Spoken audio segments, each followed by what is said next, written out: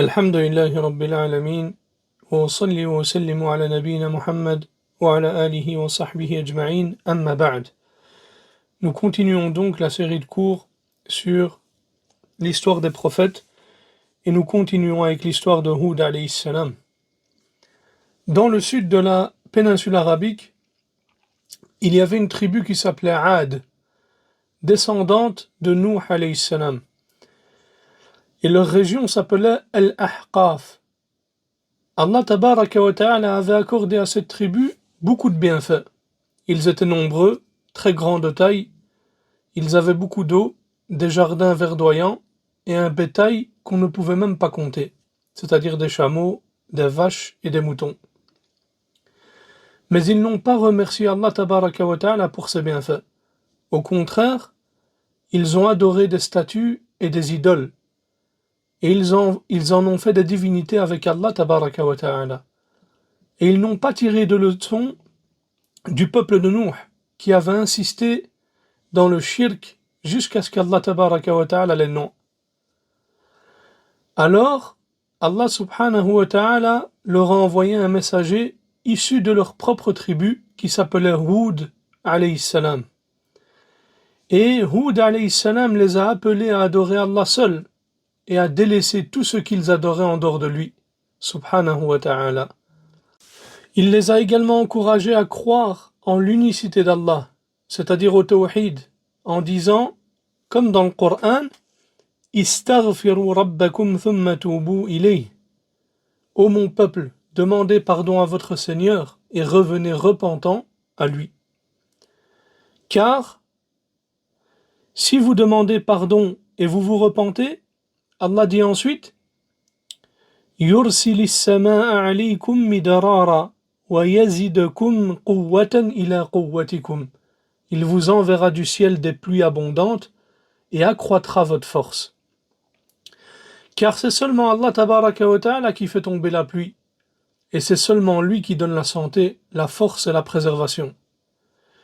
Il leur a aussi rappelé les bienfaits qu'Allah tabaraka wa ta'ala leur avait donnés, comme leur grande force physique. Et Allah subhanahu wa ta'ala nous dit dans le Coran وَاذْكُرُوا إِذْ جَعَلَكُمْ خُلَفَاءَ مِنْ بَعْدِ قَوْمِ نُوحٍ وَزَادَكُمْ فِي الْخَلْقِ بَسْطَةً فَاذْكُرُوا آلَاءَ اللَّهِ لَعَلَّكُمْ تُفْلِحُونَ. Rappelez-vous le bienfait d'Allah lorsqu'il vous fit succéder au peuple de Nuh et qu'il accrut votre stature et votre puissance. Souvenez-vous des bienfaits d'Allah afin que vous réussissiez. Il leur a également rappelé le bienfait des enfants, des richesses, de l'eau, des jardins et du bétail, en disant, tabaraka wa ta'ala, dans le Coran, وَاتَّقُوا الَّذِي أَمَدَّكُمْ بِمَا تَعْلَمُونَ أَمَدَّكُمْ بِأَنْعَامٍ وَبَنِينَ وَجَنَّاتٍ وَعُيُونَ. Traduction du sens rapproché des versets. Craignez celui qui vous a attribué tous les bienfaits que vous connaissez, qui vous a accordé des troupeaux, des fils, des jardins et des sources. Et qu'est-ce qu'on tire ici comme leçon à travers l'appel de Hud? C'est que tous les bienfaits viennent uniquement d'Allah tabaraka wa ta'ala. Donc, si on veut ces choses et on les désire, on doit les demander à lui seul et ne pas demander à une créature, qu'elle soit vivante ou morte. Que ce soit le fait de nous donner de l'argent, les enfants, la pluie, la force physique ou autre chose que seul Allah tabaraka wa ta'ala peut accorder. On comprend aussi de son appel que celui qui crée, qui donne la subsistance et qui accorde les bienfaits, c'est lui seul qui mérite d'être adoré. Donc si les idoles et toutes les autres créatures ne donnent ni subsistance ni bienfait, alors elles ne méritent absolument pas d'être adorées avec Allah subhanahu wa ta'ala. Et comme il les encourageait à croire en l'unicité d'Allah, c'est-à-dire au tawhid, il les a également mis en garde contre le shirk, contre l'associationnisme, et le fait de persister sur celui-ci. Il leur a dit, comme dans le Coran, Inni akhafu alaykum adhaba yawmin azim. Je crains pour vous le châtiment d'un jour terrible. car mourir sur le shirk implique le fait d'être éternellement dans le feu de l'enfer, qu'Allah tabaraka wa ta'ala nous en préserve et nous en protège. Mais eux se sont obstinés et ils se sont laissés tromper par leur force physique et pensaient qu'Allah tabaraka wa ta'ala ne pouvait rien contre eux. Ils ont persisté dans la mécréance et le mensonge et ils ont dit à Houd: tu ne nous as apporté aucune preuve que tu es un messager d'Allah. Alors il les a défiés, que ce soit eux ou leurs idoles, qu'ils essayent de lui faire du mal, mais ils n'ont rien pu lui faire, alors qu'ils étaient nombreux et qu'il était seul. Allah subhanahu wa ta'ala l'a protégé d'eux et l'a préservé de leur mal. Et c'est une preuve qu'il était vraiment le messager d'Allah. Et seul un petit nombre de personnes a cru en lui, mais la majorité est restée dans le shirk. Et quand il a perdu espoir qu'il croit, il a invoqué Allah tabaraka wa ta'ala pour qu'il le fasse triompher sur eux et qu'il lui donne la victoire. Et Allah a répondu à son invocation. Allah subhanahu wa ta'ala a alors retenu la pluie, leurs cultures sont alors mortes, leurs bêtes ont eu faim et leur situation est devenue très difficile.